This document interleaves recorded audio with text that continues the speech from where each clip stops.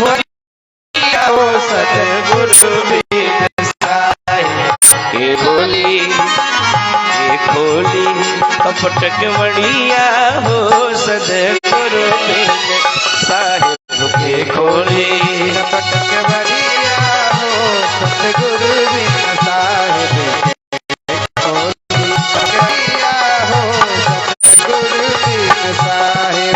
और ध्यान से सुने, बगैर गुरु का सानिध्य ग्रहण किए हुए हमारी बुद्धि में जो जड़ता है वो जड़ता जाएगी नहीं, हमारे जीवन का मार्ग प्रशस्त नहीं होगा। हमारे भगवान राम भगवान कृष्ण आए तो उनको भी गुरु आश्रम में जाना पड़ा, गुरु गृह गए पढ़न रघुराई। भगवान भी गुरु से ग्रहण करते और कहते हैं क्या, ओ अपने मन की बड़ी कुलवंती, अपने मन की बड़ी कुलवंती, अपने मन की रे रामा, अपने मन की बड़ी कुलवंती, अपने मन की बड़ी कुलवंती, छुए न देली गगरिया हो सदगुरु बिन साहिब, छुए न देली गगरिया हो सतगुरु बिन साहिब। ये खोली, ये खोली कपट केवड़िया हो सतगुरु बिन साहिब की खोली, कपट केवड़िया हो सतगुरु बिन साहिब की खोली, कपट केवड़िया हो सतगुरु बिन साहिब। बाबा रामायण में तुलसीदास जी कहते हैं, गुरु बिन भव निधि तरई न कोई, जो विरंची शंकर सम होई, राम रे गुरु बिन भव निधि तरई न कोई। बगैर गुरु का तो ब्रह्मा विष्णु महेश का भी पद पा लिया जाए जीवन में, तो बगैर गुरु का कल्याण होने वाला नहीं है। गुरु तो जीवन में बड़ा जरूरी है। गुरु का मतलब गो मने अंधकार, रू मने निवर्तक, अर्थात अंधकार से जो प्रकाश की तरफ ले जाए, अंधेरे से जो उजाले की तरफ ले जाए, अज्ञानता से जो ज्ञान का मार्ग दिखावे, उसी को गुरु कहते हैं। इसलिए जीवन में गुरु की आवश्यकता। भगवान राम जब भारद्वाज जी से पूछते कि कहाँ जाए, रास्ता बताया, तो भारद्वाज जी जंगल में रहने वाले संतों को बुलवाए, बटकों को बुलवाए। जब भारद्वाज जी बुलवाए ना, तो सुन मुनि वचन 50 आए। बाबा लिखते कि 50 आए, एक नहीं। अच्छा, जाने वाले कितने लोग? 3 लोग। और रास्ता बताने वाले कितने आ गए? 50। और 50 जो आए ना, वे सब यही कह रहे हैं, महाराज हम लोग रास्ता बहुत बढ़िया जानते हैं, हम लोग बहुत बढ़िया जगह देखे, बहुत बढ़िया रास्ता, सब अपने आप को बढ़िया बता रहे हैं। चलने वाले 3 लोग, बताने वाले 50 लोग। धर्म के पथ पर चलने वाले 3, राम लक्ष्मण जानकी, और धर्म का रास्ता बताने वाले 50। बड़ी विचारणीय बात है, बड़ी सोचने वाली बात है। आज भी समाज में धर्म के उपदेश करने वाले ठेकेदार 50, और चलने वाला देखा जाए तो त्रेता की बात है कि 50 बताने वाले 3 चलने वाले। अभी कलयुग में क्या होगा? ये तो त्रेता की बात है, फिर भी 3 चलने वाले हैं। अच्छा, जब 50 आए ना, वे 50 भारद्वाज जी से कहते हैं, हम रास्ता जानते हैं, हमको पता है कहाँ ले जाना है इनको। भगवान राम लक्ष्मण माता जानकी इन तीनों के सामने वो हापो की स्थिति बन गई, कहाँ जाए, किसके साथ? बोला कोई बात नहीं, गुरुजी जिसके साथ निर्णय कर देंगे उसके साथ जाना है। तो गुरुजी भारद्वाज जी ने किया क्या? बोला उन 50 में से 4 लोगों का चुनाव किया, और 4 लोगों का चयन करके कहते हैं ऐसा है, आप ही 4 इन तीनों लोगों का रास्ता प्रशस्त करो और इनको ले जाओ। तो वे 4 लोगों को नियुक्त किए और 4 आए, आकर प्रणाम करते हैं और कहते हैं धन्य हो धर्म के पथ के पथिक, आप हमारे साथ चले। तुलसीदास जी से किसी ने पूछा महाराज इसका संकेत क्या है, ये 4 क्या है? बोला कि जीवन के पथ पर जब जीव आगे बढ़ रहा हो और नाना प्रकार के पंथ संप्रदाय रास्ता अपना रास्ता खोले बैठे हो, सब अपनी ओर बुला रहे हो, तो किसी के तरफ नहीं जाइए। बोला किसके तरफ? बोला 4 बटुक मतलब 4 वेद, अर्थात वेदों में प्रतिपादित जो मार्ग है उस मार्ग का सहारा जीव को लेना चाहिए। आज अपने सनातन धर्म में 50 को पंथ हो गया है। आज अपने सनातन समाज में, हिंदू समाज में 50 को पंथ निकल गया है। और सबसे बड़ी बात यह है कि पंथ निकले बात अलग है, लेकिन उन पंथों में समता नहीं है, विषमता है। सब एक दूसरे से जलन रखते हैं, सब चाहते हैं कि हमारा संगठन मजबूत हो। ऐसा नहीं है, उनमें सन्मतता ये नहीं है। अरे भाई, हमारा और आपका रास्ता अलग हो सकता है, मंजिल तो एक होना चाहिए। ईश्वर तो एक ही है, लेकिन लोगों ने रास्ता अलग बना लिया और रास्ते में भेद भी लोग करते हैं, जब तक पहुंचना सबको वही है। ध्यान से सुनिएगा। एक गांव था, अंधों का गांव। सब चारों तरफ अंधे ही रहते थे। अरे सोचिए कितना अजीब होगा जिस गांव में खाली अंधे रहते होंगे। काम सब इशारे पर होता था, फलाने, बोला हाँ महाराज, बोला आ जाओ यहाँ। लेकिन एक बात है, उन अंधों में सन्मतता बड़ी थी, प्रेम बड़ा था। दिन भर अपने अपने गृह कार्यों में संलग्न रहते थे। शाम को गांव के बाहर जो चौपाल थी, चौपाल पर बैठकी होती थी, कीर्तन भजन होता था, बड़े आनंदित रहते थे वे अंधे। एक दिन संजोग से वे अंधे बैठे भजन कीर्तन कर रहे थे, तब तक जो है हाथी बगल से गुजरा, महावत हाथी लेके चला। तो अंधों ने सुना, जब हाथी के गले में घंटी बज रही थी तो अंधों ने सोचा भाई ये कौन है, तो आवाज लगा, अरे भैया कौन है, काहे की आवाज हो जा रही है ये? महावत ने बोला महाराज क्षमा करना, हम महावत हैं, हाथी लेके आपके गांव में आए हैं, बगल के गांव में जाना है।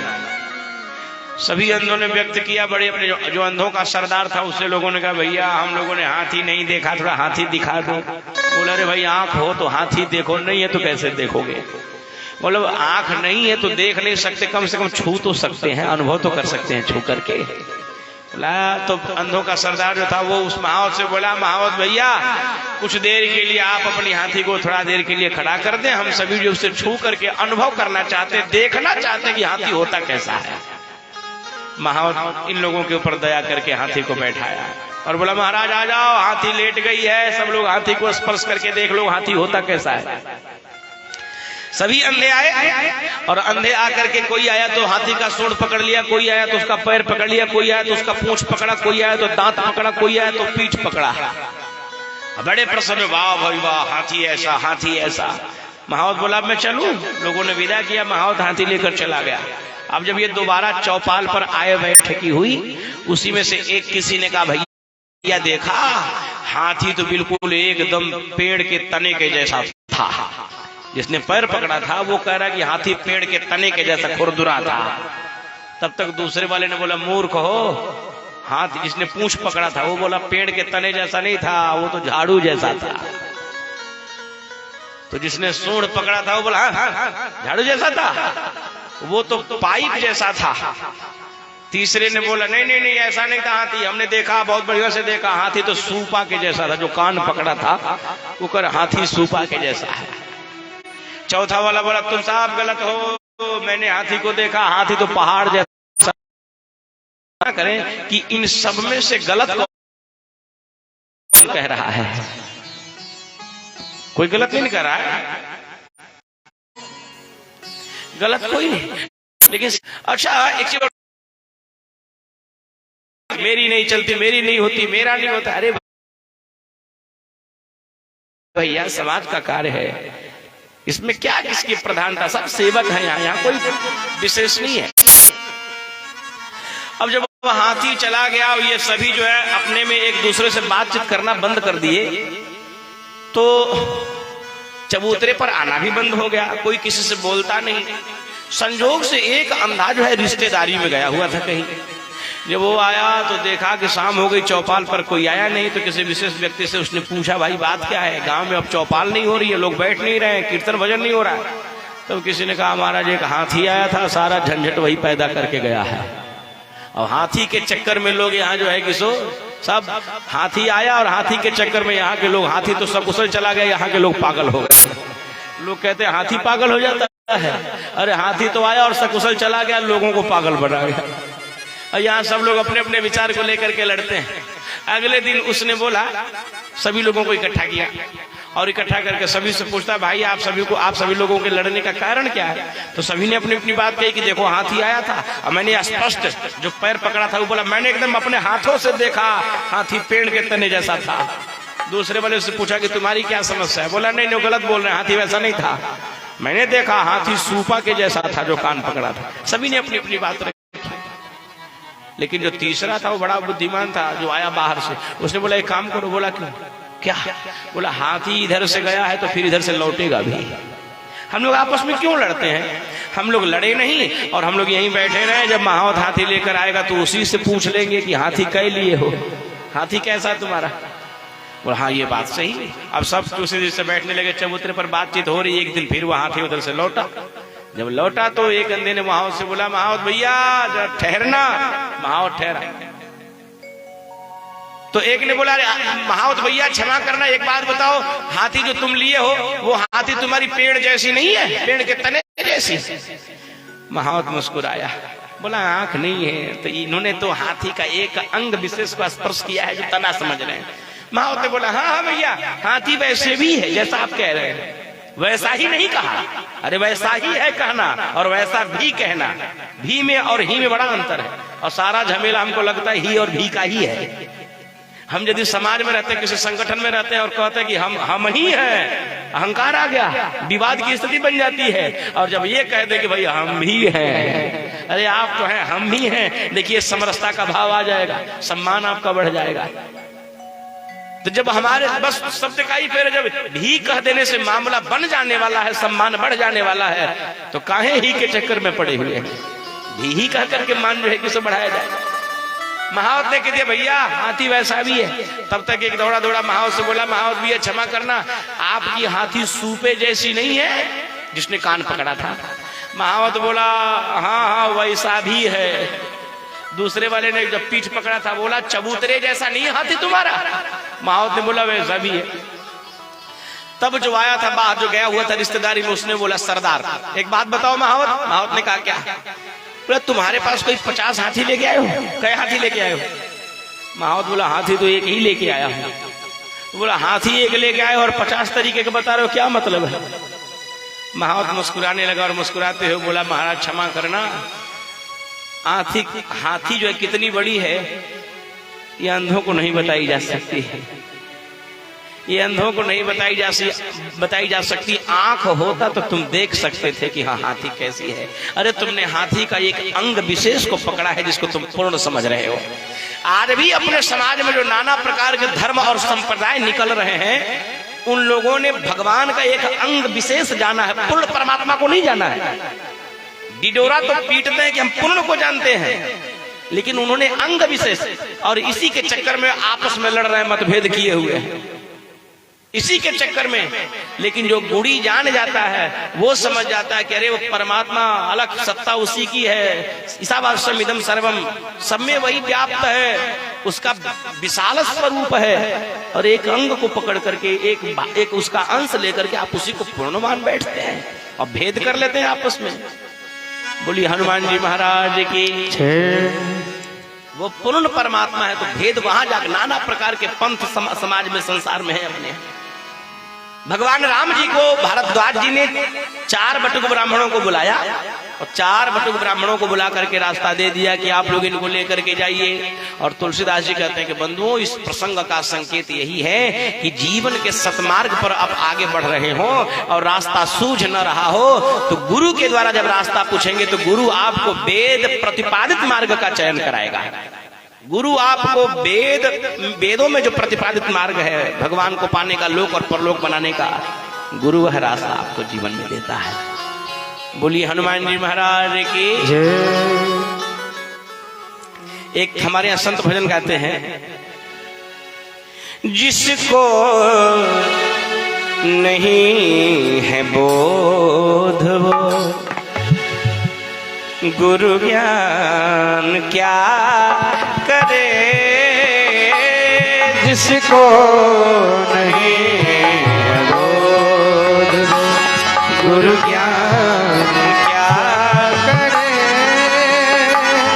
जिसको नहीं है बोध तो गुरु ज्ञान क्या करे, जिसको नहीं है बोध तो गुरु ज्ञान क्या करे, निज रूप को जाना नहीं, निज रूप को जाना नहीं, भगवान क्या करे,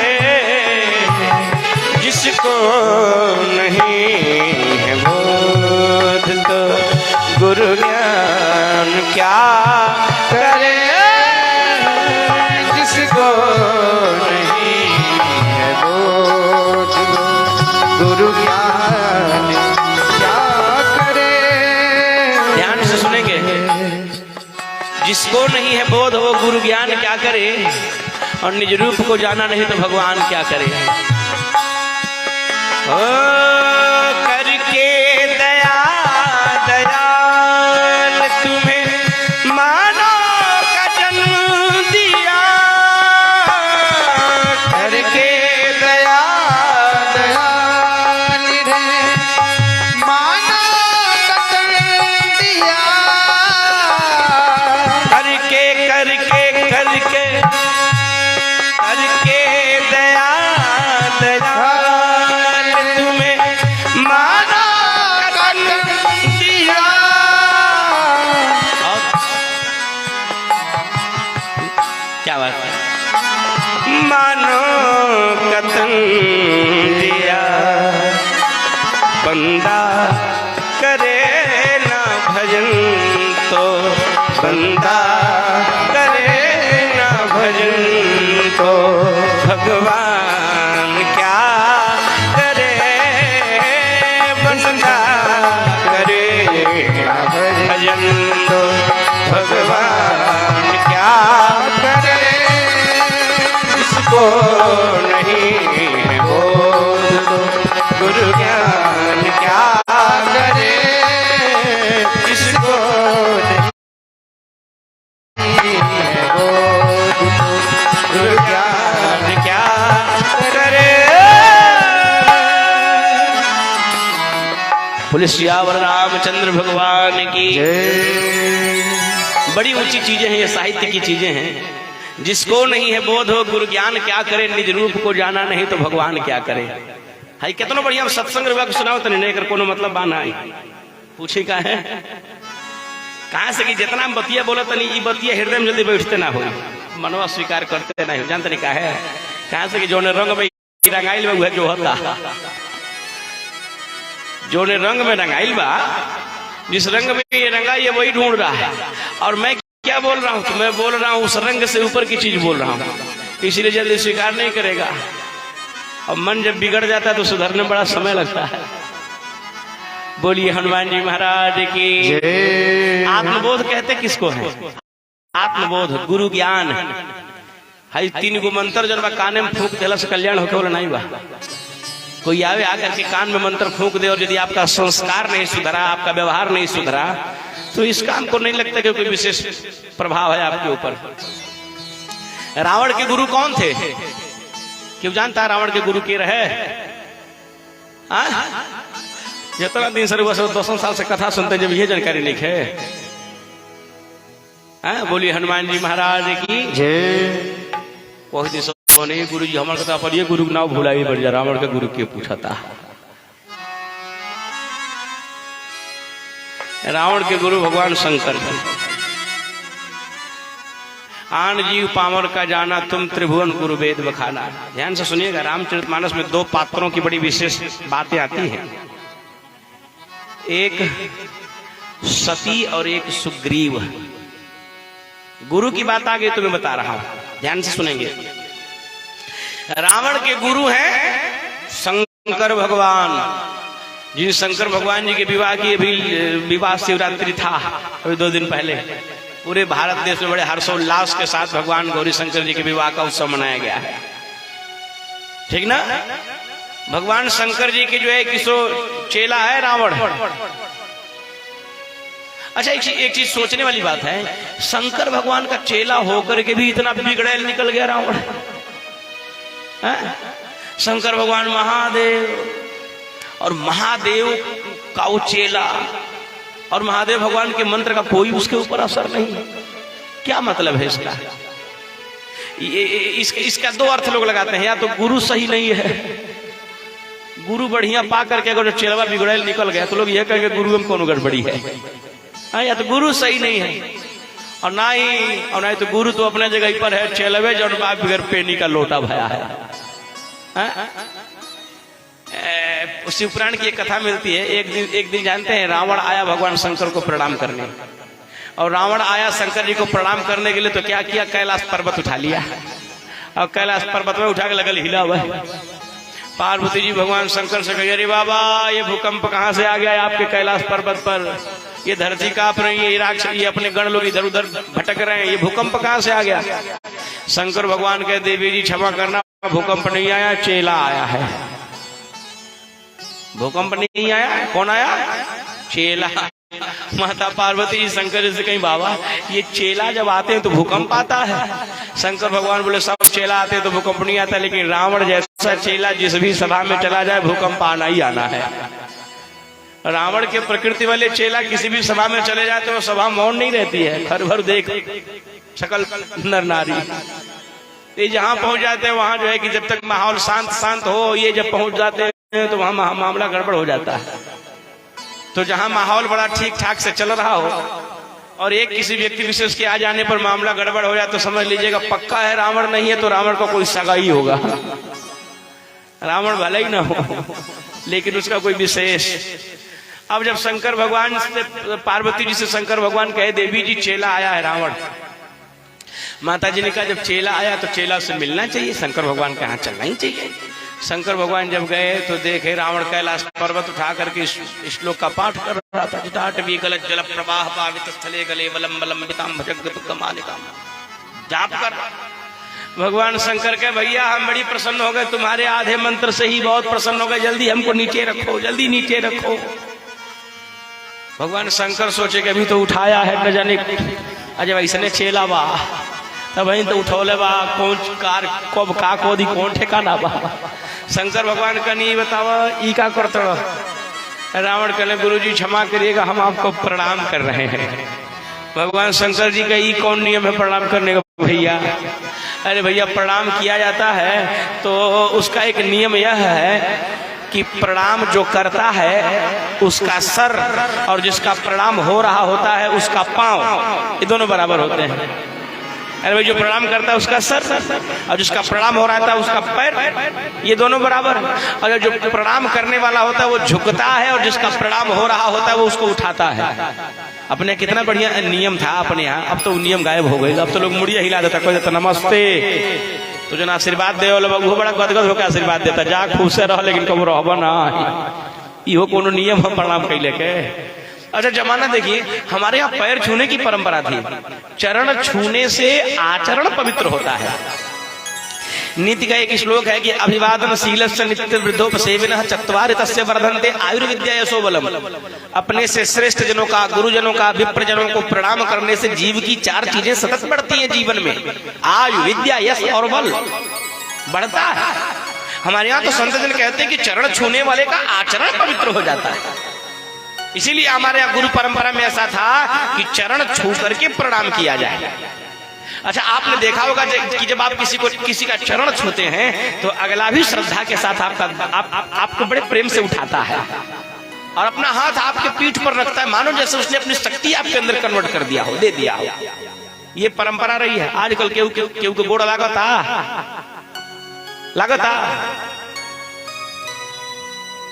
और नहीं विश्वास होगा तब यही में हम हाथ उठवा देते, नहीं देख ली को लोग गोड़ लागेला, यही पता चल जाये। लेकिन आज ना जाए भिरिया ढेर रही तहिया बेइज्जती होके तो लवगराहे होके। बोलिए हनुमान जी महाराज की। हाँ, ये नियम बना लीजिए। रामायण आप देखते हैं, रामलीला देख रहे हैं, और रामलीला का प्रथम सूत्र भगवान राम जी का जो जीवन में उनको भगवान बनाया, उनका प्रथम सूत्र था प्रातः काल उठ के रघुनाथा, प्रातः काल उठ के रघुनाथा, मात पिता गुरु नावई माथा, मात पिता गुरु नावई माथा। प्रातः काल उठ के रघुनाथा, माता पिता गुरु नावई माथा।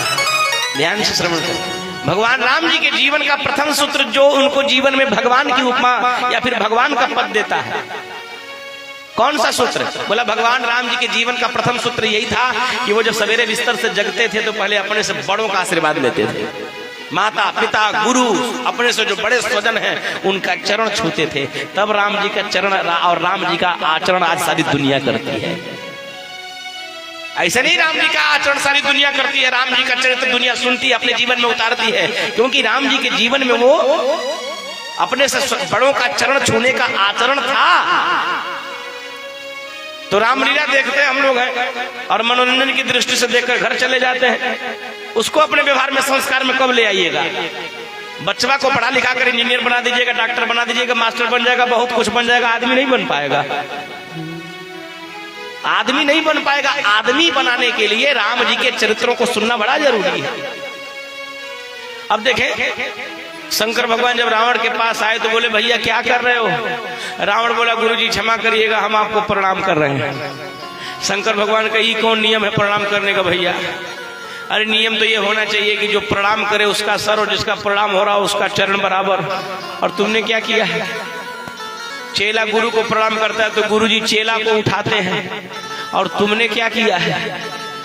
रावण बोला क्षमा करिएगा, हम उसमें का चेला नहीं है जिसको गुरुजी उठावे। बोला तो फिर किसमें के हो? बोला हम उसमें चेला है, गुरु जी को उठाते हैं, हम गुरु को उठाने वाले चेला हैं। शंकर भगवान कहे धन्य हो ऐसा चेला। शंकर भगवान कहे रावण से भैया ऐसा है कि तुम कल से हमारे यहाँ मत आना। रावण बोला काहे? बोला अरे भैया हमारे ऊपर उपकार करो, कल से तुम हमारे यहाँ मत आना, हम खुद तुम्हारे घर आ जाया करेंगे, जितना पूजा करना होगा, जितना जल ढारना होगा ढार लेना, हमारे यहाँ मत आना। जब वो रावण चला गया प्रसन्न होकर, कोई बात नहीं प्रभु आप हमारे यहाँ आ जाइएगा, मैं वही पूजा कर लिया करूंगा।